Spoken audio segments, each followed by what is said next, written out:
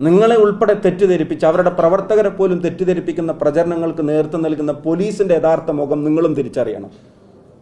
ആരാണ് നാടിന്റെ സമാധാനത്തെ കെടുത്തുന്നത് നിങ്ങളും തിരിച്ചറിയണം. അവർക്കെതിരെ പ്രതികരിക്കാൻ നിങ്ങൾ തയ്യാറാവണം.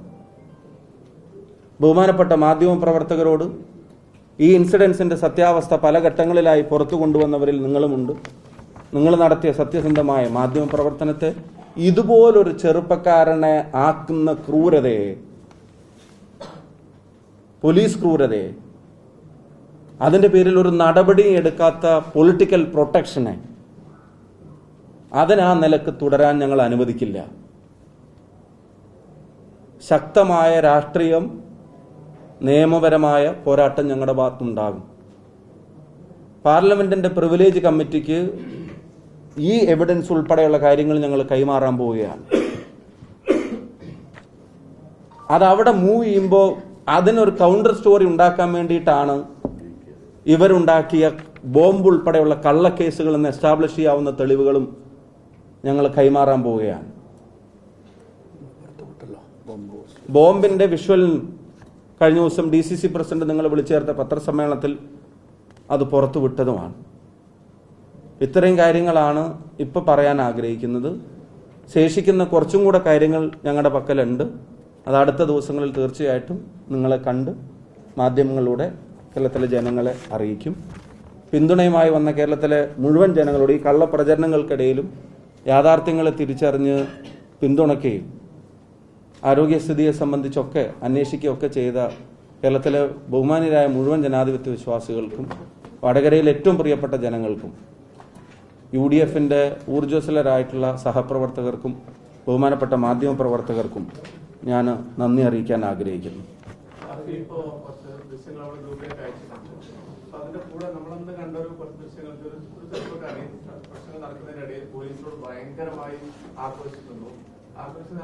ഇതിന്റെ ആസൂത്രണം അങ്ങനെ ഒരു പ്ലാൻ ചെയ്തിട്ടാണോ ഒരു സംശയം തന്നെ വരാൻ കാരണം അങ്ങനെ ആക്രമിക്കുന്ന പയ്യൻ തോമസിന്റെ പുറത്തിലാണ് തോന്നുന്നു. അദ്ദേഹം പേരമ്പരക്കാരനല്ല. അത് വിവരങ്ങൾ അന്വേഷിക്കുന്ന കുറച്ചുകൂടി ദൂരത്തിൽ പൂങ്കുളിയുള്ള ഒരാളാണ്. വളരെ പെട്ടെന്ന് ഇങ്ങനെ ഒരു പേരാമ്പരയുടെ സമയത്താണ് എത്രയും ദൂരത്തൊക്കെ ആൾക്കാർ വരുന്നു. അതിനുശേഷം ആ ദൃശ്യങ്ങൾ കയ്യിലേക്ക് സാധനം വരുന്നു, അത് പിന്നീട് പൊട്ടുന്നു. അതാണ് ഞാൻ പറഞ്ഞ കയ്യിലേക്ക് വരുന്ന സാധനം എന്താണെന്ന് അങ്ങനെ ലൈറ്റായിട്ട് പറഞ്ഞു പോകരുത്. അതൊരു സ്ഫോടക വസ്തു അല്ല എന്നുള്ളത് എല്ലാവർക്കും അറിയാവുന്ന കാര്യം. ആയിക്കോട്ടെ, ചോദിച്ചോളൂ.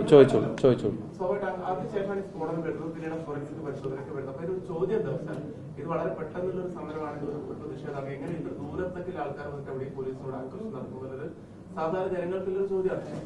ഒന്നാമത്തെ കാര്യം, ആ സമരം അവിടെ തലേ ദിവസം മുതൽ ഞാൻ പറഞ്ഞു, ഒരു കോളേജ് ഇലക്ഷൻ ജയിച്ചത് മുതലുണ്ടാവുന്ന സംഘർഷങ്ങളാണ്. അതിന്റെ തലേ ദിവസം പോലീസ് ക്രൂരമായിട്ട് UDF പ്രവർത്തകരെ തെരഞ്ഞുപിടിച്ച് മർദ്ദിച്ചിട്ടുണ്ട്. അതിന്റെ പ്രതിഷേധ പ്രകടനം അവിടുത്തെ UDF പ്രഖ്യാപിച്ചതും ആ പ്രതിഷേധ പ്രകടനം പോലീസിന്റെ പെർമിഷനോടുകൂടെ നടത്താൻ തീരുമാനിച്ചതാണ്. അത് അപ്പോൾ ഉണ്ടായ സമരമല്ല. ആ സമരത്തിന് അങ്ങനെ ഒരു സംഘർഷ ഉദ്ദേശങ്ങളില്ല.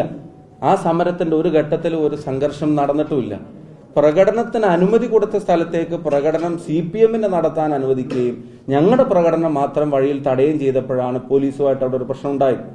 ആ ഘട്ടത്തിൽ പോലും പോലീസിന് പരിക്കേൽക്കുന്ന തരത്തിൽ ആക്രോശിച്ചു എന്നൊക്കെ സമരത്തിൽ ആക്രോശിക്കുന്നതൊന്നും ഇപ്പോൾ ആദ്യത്തെ കാര്യമല്ലല്ലോ, ഞാൻ കണ്ടിട്ടില്ല. പക്ഷെ ആക്രോശിച്ചു എന്ന് പറയുന്നു.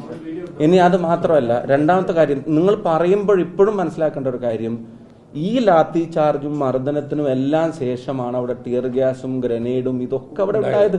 അതിന്റെ മുമ്പ് അവിടെ ഒരു പൊട്ടിത്തെറിയും നടന്നിട്ടില്ല, അവിടെ ഒന്നും നടന്നിട്ടില്ല. ഇനി അതൊക്കെ പോട്ടെ, ഞാൻ പറയുന്നത് നിങ്ങൾ കണക്കിലാക്കണ്ട. അവിടുത്തെ റൂറൽ SP പറയുന്നതിന്റെ വിഷ്വൽ നമ്മൾ കണ്ടതാണല്ലോ. ബോധപൂർവം പോലീസിലെ ചില ആളുകൾ കുഴപ്പമുണ്ടാക്കാൻ ശ്രമിച്ചു എന്ന് വടകര റൂറൽ SP പറയുന്ന സ്റ്റേറ്റ്മെന്റിനേക്കാൾ കൂടുതൽ പോലീസാണ് അവിടെ പ്രകോപനം ഉണ്ടാക്കിയതെന്ന് പറയാൻ വേറെ എന്ത് തെളിവാണ് വേണ്ടത്? You have seen the visual. അപ്പൊ അതിനെ മറിച്ച് പിന്നെ എല്ലാ ചോദ്യങ്ങളും അതിനെ ഡയലൂട്ട് ചെയ്യാനുള്ള ശ്രമങ്ങളാണ്. ഞങ്ങൾ പറയുമ്പോൾ അത് പൊളിറ്റിക്കലാണെന്ന് നിങ്ങൾക്ക് പറയാം. പക്ഷെ വടകര റൂറൽ SP ആണ് പറയുന്നത് ഞങ്ങൾ അവിടെ അങ്ങനെ ഒരു ലാത്തി ചാർജ് ചെയ്യേണ്ട സീനേ ഉണ്ടായിട്ടില്ല, ലാത്തി ചാർജ് ചെയ്യാനുള്ള നിർദ്ദേശമില്ല, ഓർഡർ ഇല്ല, ലാത്തി ചാർജ് നടന്നിട്ടില്ല, വാണിംഗ് കൊടുത്തിട്ടില്ല, സൈറൻ കൊടുത്തിട്ടില്ല. പക്ഷെ പോലീസിലെ ചില ആളുകൾ ബോധപൂർവം കുഴപ്പമുണ്ടാക്കാൻ ശ്രമിച്ചു, അടിച്ചു എന്ന് വടകര റൂറൽ SP പറയുന്നത്. ഇന്ന് UDF-ന്റെ സമരം നടക്കുന്നത് രാവിലെ അവിടുത്തെ പേരാമ്പ്ര പഞ്ചായത്ത് പ്രസിഡന്റ് പ്രമോദിനെ ആക്രമിച്ചൊരു അല്ല, അപ്പം അവിടുത്തെ പിന്നെ രാജേട്ടൻ ജില്ലാ കോൺഗ്രസ് കമ്മിറ്റിയുടെ ജനറൽ സെക്രട്ടറി ഉൾപ്പെടെയുള്ള ആളുകൾക്ക് 2 തവണ ക്രൂരമർദ്ദനം ഏറ്റുവാങ്ങേണ്ടി വന്നു. അന്നത്തെ രാവിലത്തെയും തലേ ദിവസത്തെയും ഇൻസിഡൻസിൽ ഇതൊക്കെ ഉണ്ട്. ഞാൻ പറയുന്ന അതൊക്കെ എസ്കലേറ്റ് ചെയ്യാതിരിക്കാനുള്ള ശ്രമമാണ് ആ സമരരംഗത്ത് ചെന്നപ്പം നടത്തിയത്. ഈ മർദ്ദനം ഏറ്റതിന്റെ ശേഷം പോലും നടത്തിയതിന്റെ വീഡിയോ വിഷ്വൽ ഉൾപ്പെടെയുള്ള കാര്യങ്ങൾ നിങ്ങൾക്ക് അയച്ചു തരാം. ഇനി നിങ്ങൾ ആലോചിച്ച് നോക്കുക, ഈ സംഘർഷം ഉണ്ടായിട്ട് ഈ മർദ്ദനം ഏറ്റിട്ട് അതിന്റെ ശേഷവും കയ്യിൽ വിട്ടുപോകുന്ന തരത്തിലുള്ള ഒരു പ്രതികരണവും നടത്താൻ ഒരു UDF പ്രവർത്തകനെ ഞങ്ങൾ അനുവദിച്ചിട്ടില്ല. ഇപ്പൊ ഞങ്ങളുടെ ഉദ്ദേശം അതിന്റെ എസ്കലേഷൻ ആയിരുന്നെങ്കിൽ ഇങ്ങനെയൊക്കെ സംഭവിച്ചാൽ അങ്ങനെയല്ലല്ലോ പിന്നെ പെരുമാറുക.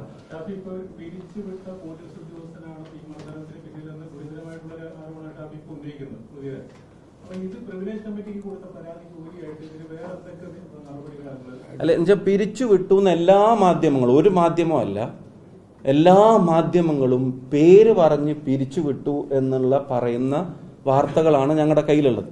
അതാണ് നിങ്ങളെ കാണിച്ചത്. സസ്പെൻഷന്റെ ഓർഡറും ഞങ്ങളുടെ കയ്യിലുണ്ട്. ആ ഡിസ്മിസലിന്റെ പിന്നെ കാര്യങ്ങൾ പിന്നെ വാർത്തകളും ഞങ്ങളുടെ കയ്യിലുണ്ട്. അപ്പൊ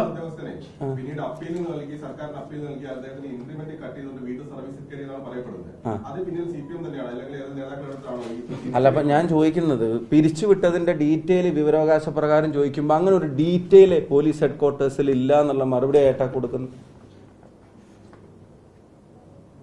ഇന്നലെ വന്ന വിവരാവകാശം ഈ ഇൻസിഡന്റുമായിട്ട് ബന്ധപ്പെട്ടിട്ടേ അല്ല.